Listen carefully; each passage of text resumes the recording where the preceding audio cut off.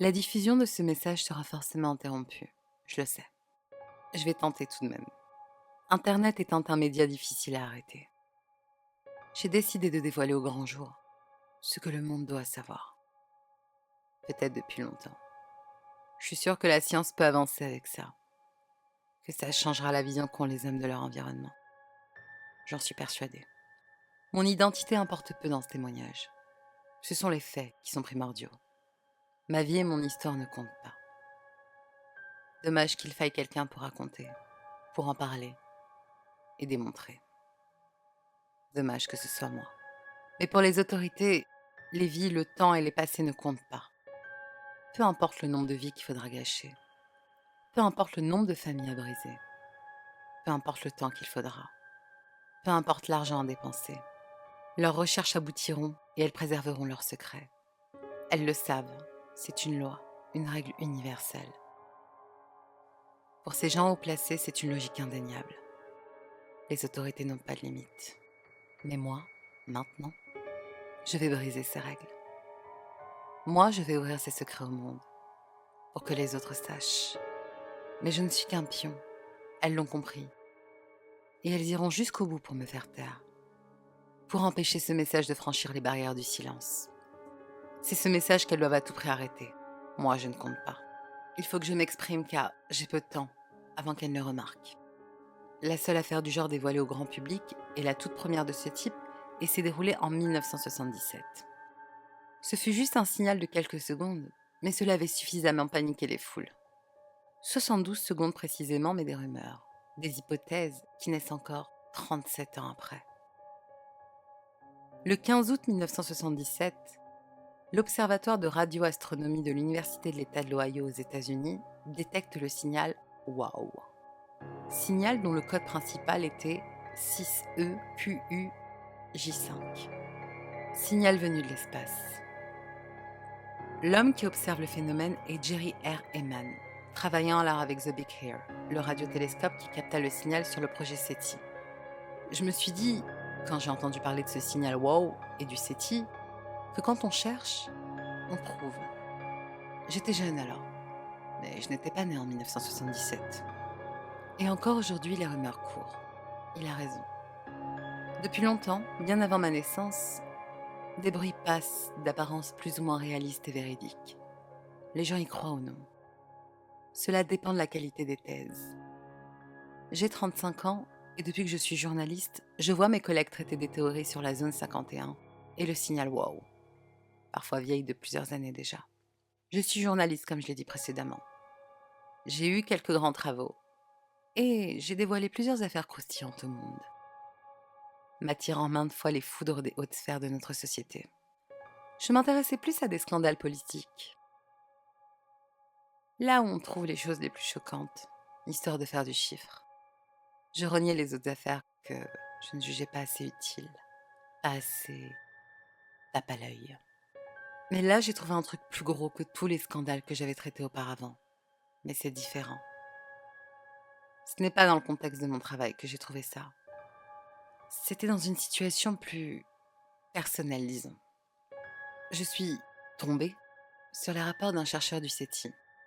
Enfin, les rapports. Des notes, des enregistrements, une lettre et un message dont la diffusion n'a pas pu être effectuée. Et je sais pourquoi. On ne peut pas dire non plus que je sois tombée dessus. Non, on me les a confiés, ces documents. Je m'explique. Je connaissais le chercheur en question. C'était un ami proche. Je n'ai plus de nouvelles depuis que je l'ai vu pour la dernière fois. Veuf, sans enfant, c'était le genre de personne qui se tue à son travail. Il ne vivait que pour ses recherches et pour le SETI, persuadé que ça aboutirait. Il est sorti bouleversé de ses découvertes, bloqué dans un silence profond. Quelques semaines après, il m'a donné les documents et une lettre, ainsi que le message qu'il a voulu diffuser. Je me rappelle la dernière fois que je l'ai vu. Il avait vieilli de 10 ans au moins. Ses cheveux étaient gris et pâles. Deux longues cernes ornaient ses yeux, vides. Il avait le teint d'un mort, des rides profondes, presque des cicatrices. Il portait sur son visage l'empreinte de la mort elle-même. Il m'avait donné rendez-vous dans un bar, à 5 heures du matin. Le bar en question était désert. Il est arrivé, portant un chapeau et un manteau immense, trempés par la pluie. Il a retiré son chapeau et j'ai vu que ce n'était plus le même. Il ne m'a pas salué, il n'a rien dit, a jeté une chemise noire sur la table et est reparti dans la nuit. Je suis restée assise, bouche bée dans le bar. Je me suis finalement levée, j'ai ramassé la chemise épaisse de plusieurs documents, puis j'ai quitté le bar, la tête vide de toute pensée. Je ne comprenais pas. Quand je suis repartie en voiture, j'ai compris l'importance de ce qu'il m'avait donné. J'ai compris que ça avait un lien avec son travail, que c'était pour ça qu'il avait tant changé. J'avais peur, ça je m'en rappelle bien. Arrivée chez moi, j'ai ouvert la chemise. Ce que j'y ai découvert était tellement inconcevable. J'ai cru à un canular, à une blague. Je n'avais jamais rien vu de la sorte. Une lettre tout d'abord, rédigée à la main, puis un message imprimé, et pour finir une clé USB. Depuis ce phénomène, rien de semblable ne s'est produit. Enfin, c'est ce qu'ils nous ont dit de dire. Ils ont dissimulé la vérité aux yeux des gens. Par plusieurs moyens, certes. Mais je parlerai d'une de ces mises en scène tout particulièrement. Ce canular est tellement énorme qu'on ne peut se permettre de l'oublier. Le logiciel SETI Home est un logiciel qui permet à n'importe qui disposant d'une connexion Internet et d'un ordinateur de télécharger et d'analyser les données d'un radiotélescope. Officiellement, ce programme avait 2 buts. Je passerai le premier, car c'est le deuxième qui est intéressant. Détecter un signal d'une intelligence extraterrestre, prouver que nous ne sommes pas seuls dans l'univers. Ce but a évidemment échoué. Aucun signal détecté sur des millions d'ordinateurs connectés pour des millions d'amateurs et de professionnels surveillant plusieurs radiotélescopes. On a eu un signal et depuis, plus rien. Et ça ne paraît étrange aux yeux de personne. En vérité, des signaux, il y en a eu. Beaucoup. SETI Home n'est qu'une couverture, un mensonge. Les données sont fausses, toutes. Inventées de toutes pièces, pour faire croire qu'on cherche encore, mais que personne ne trouve rien. Tout est déjà programmé.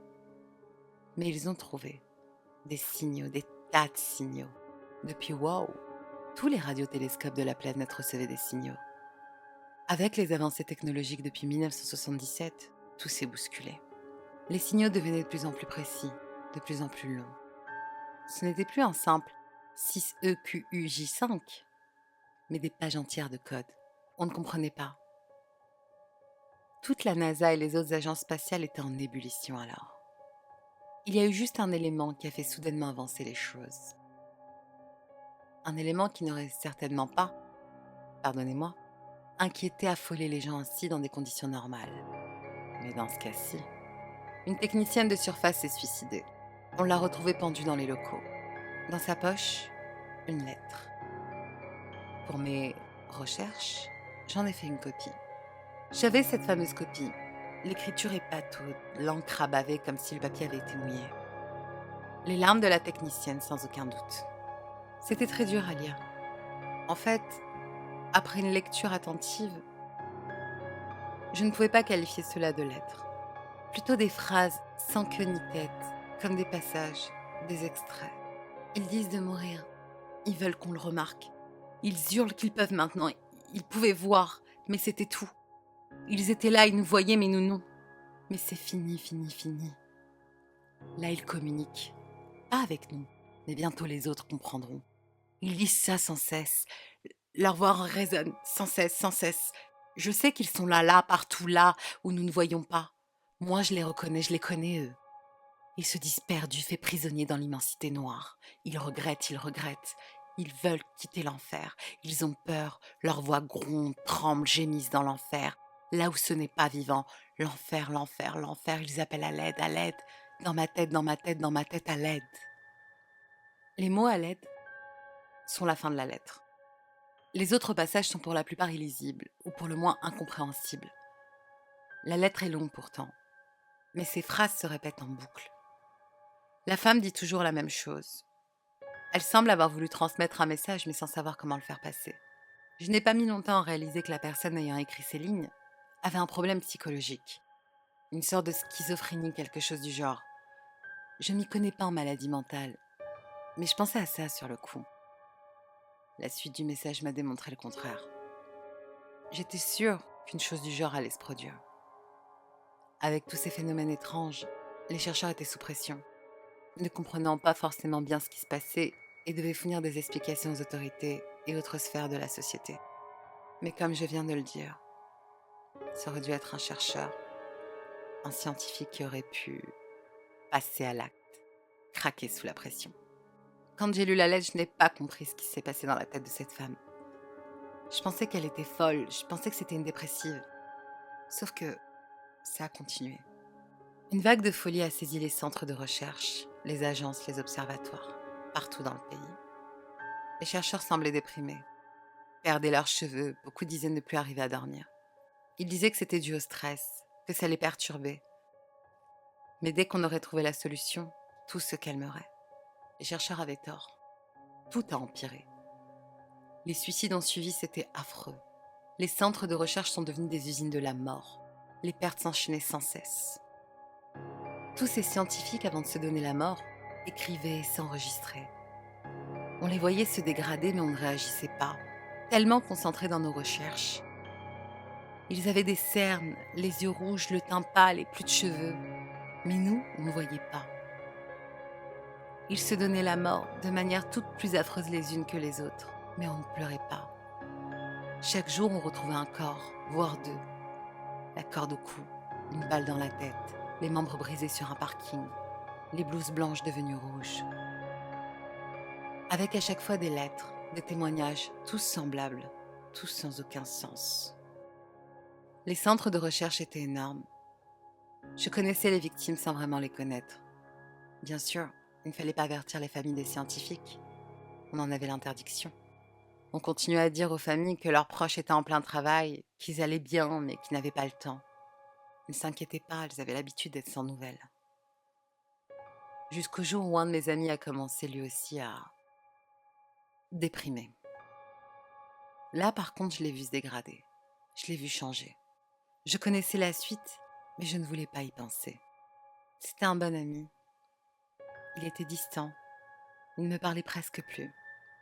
Comme les autres, il était pâle. Il avait commencé à boire. Je ne sais pas comment il se procurait de quoi boire, mais il passait la nuit dans son bureau et je le retrouvais complètement minable au matin. Un soir, il a voulu me parler. Il était ivre, je m'en souviens. Mais ses propos étaient étrangement clairs. Et il parlait d'une manière fluide, sans hésitation. Il m'expliquait qu'il n'en pouvait plus, qu'il n'avait pas le temps.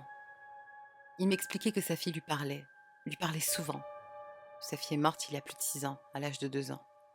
Je lui ai dit qu'il délirait, qu'il était fatigué et ivre. Il m'a hurlé que j'avais tort, que je ne comprenais pas, qu'il devait la rejoindre, qu'elle était là-bas.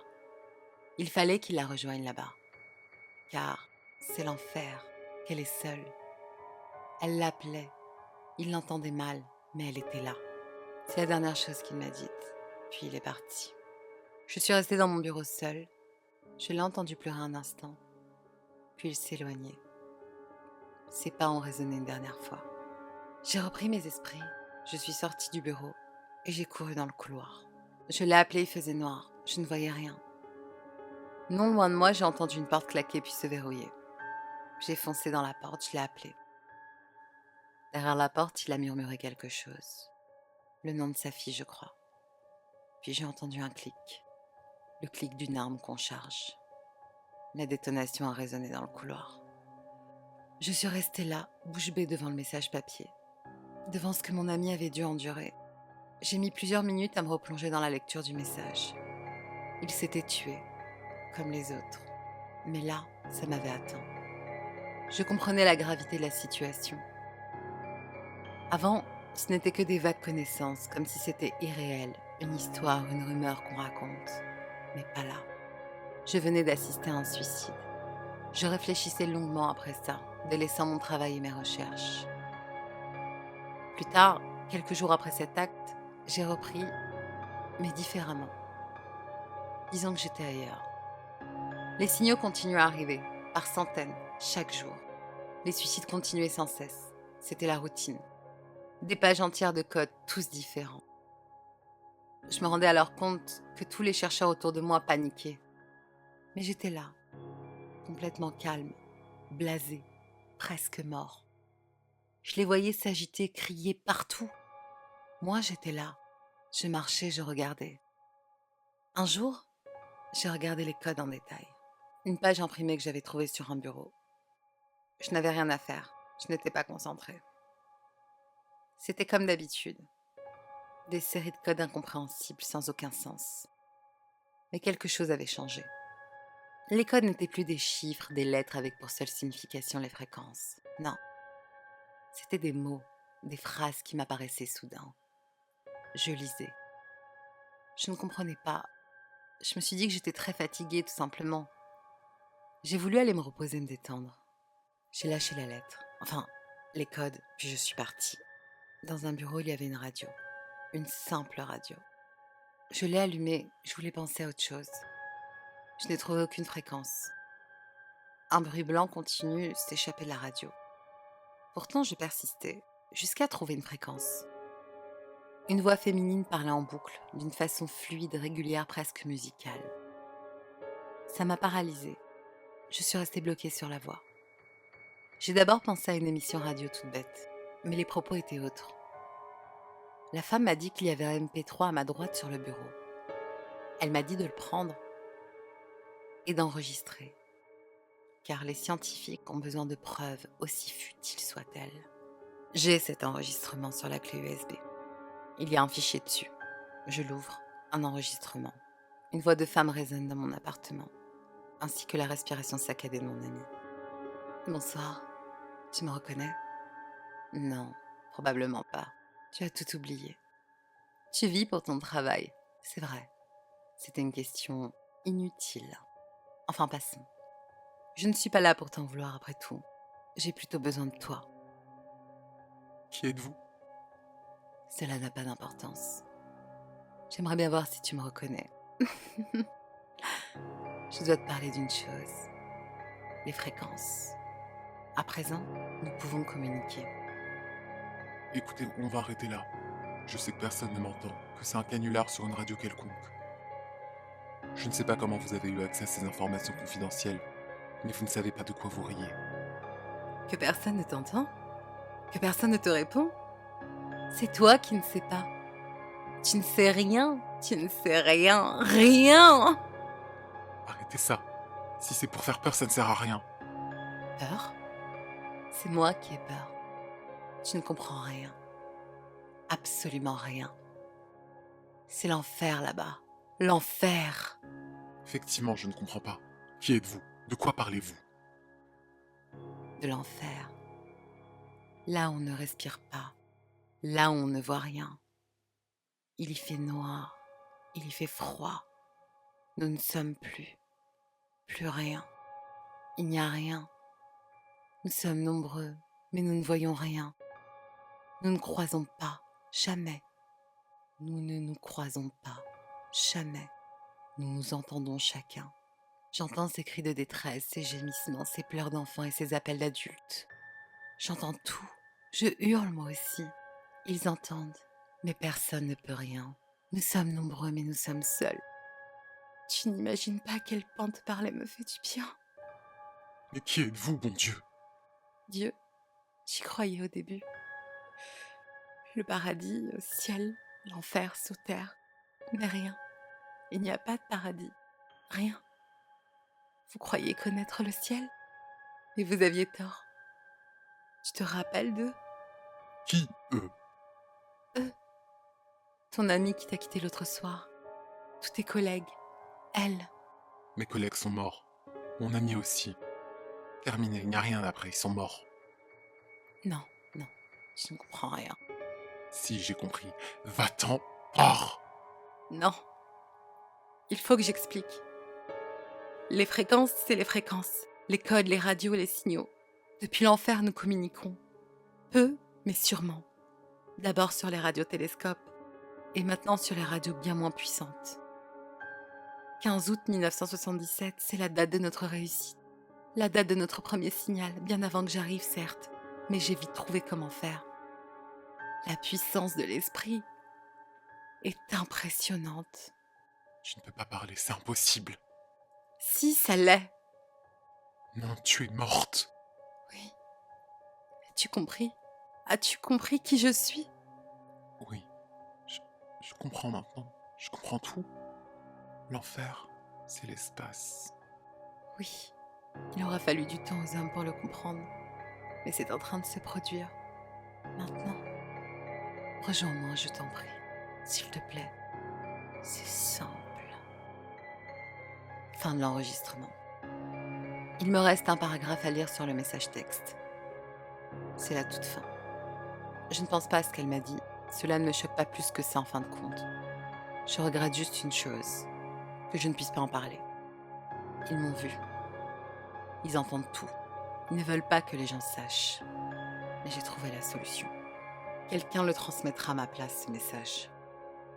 Une source sûre, une amie journaliste. Quelqu'un que le monde croira, écoutera. Dans le pire des cas, ce message deviendra une simple légende urbaine, mais les gens sauront, ou du moins auront lu, et en garderont un vague souvenir. Mais écoutez-moi, cette conversation a changé ma façon de voir les choses, ces phénomènes. Vos proches sont là-bas, des personnes que vous aimez. Ils souffrent, vous n'imaginez pas à quel point, mais vous pouvez les rejoindre, comme mon ami a rejoint sa fille, comme j'ai rejoint ma femme. Rejoignez-moi. J'ai compris alors que ce soir-là, c'était la dernière fois que je le verrais, qu'il ne reviendrait pas. Jamais. Ce message est un véritable appel au suicide. Je le réalise maintenant. Je ne distingue plus le vrai du faux. Peut-être que mon ami délirait simplement. Je ne sais pas. Mais je diffuserai ce message tout de même, par respect. C'était sa dernière volonté.